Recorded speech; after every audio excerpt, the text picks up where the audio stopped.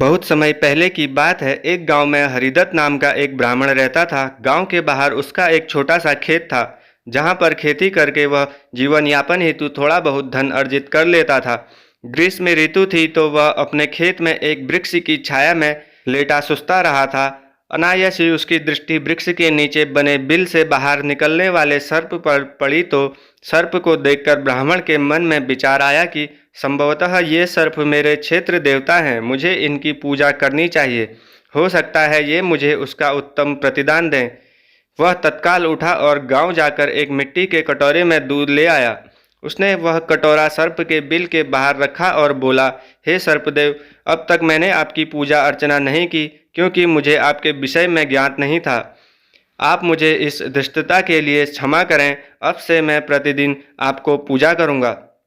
मुझ पर कृपा करें और मेरे जीवन को समृद्ध करें। फिर वह घर लौट आया। अगले दिन खेत पहुंचकर वह कटोरा उठाने सर्प के बिल के पास गया तो उसने देखा कि उस कटोरे में एक स्वर्ण मुद्रा रखी हुई है। सर्पदेव का आशीर्वाद समझकर उसने वह स्वर्ण मुद्रा उठा ली। उस दिन भी वह सर्प के लिए मिट्टी के कटोरे में दूध रखकर चला गया। अगले दिन उसे पुनः एक स्वर्ण मुद्रा प्राप्त हुई। तब से वह प्रतिदिन सर्पदेव के लिए दूध रखने लगा और उसे प्रतिदिन स्वर्ण मुद्रा मिलने लगी। एक बार उसे किसी कार्य से दूसरे गांव जाना पड़ा तो उसने अपने पुत्र को खेत में वृक्ष के नीचे बने बिल के पास मिट्टी के कटोरे में दूध रखने का कार्य सौंपा और दूसरे गांव की यात्रा के लिए निकल पड़ा। उसका पुत्र आज्ञा अनुसार दूध का कटोरा सर्प के बिल के सामने रखकर घर चला गया। अगले दिन जब वह पुनः दूध रखने गया तो कटोरे में स्वर्ण मुद्रा देखकर चकित रह गया। स्वर्ण मुद्रा देख उसके मन में लोभ आ गया और वह सोचने लगा कि अवश्य ही इस बिल के भीतर स्वर्ण कलश होगा। क्यों ना हो, मैं इसे खोदकर समस्त स्वर्ण मुद्राएं एक साथ प्राप्त करके धनवान हो जाऊं।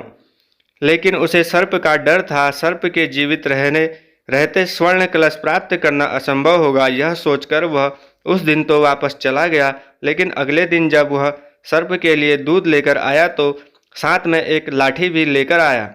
दूध का कटोरा बिल के सामने रखने के थोड़ी देर बाद जब सर्प दूध पीने के लिए बाहर निकला तो उसने उस पर लाठी से प्रहार किया।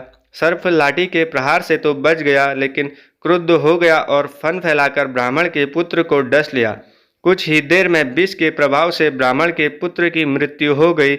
इस तरह लोभ के कारण ब्राह्मण पुत्र को अपने प्राणों से हाथ धोने पड़े। इस कहानी से हमें यह शिक्षा मिलती है कि लोभ का दुष्परिणाम भोगना ही पड़ता है, अतः हमें कभी भी लोभ नहीं करना चाहिए। मित्रों, कैसी लगी आपको ये कहानी? अच्छी लगी तो वीडियो को एक लाइक कर दीजिए और चैनल से जुड़ने के लिए चैनल को सब्सक्राइब कर लीजिए। धन्यवाद।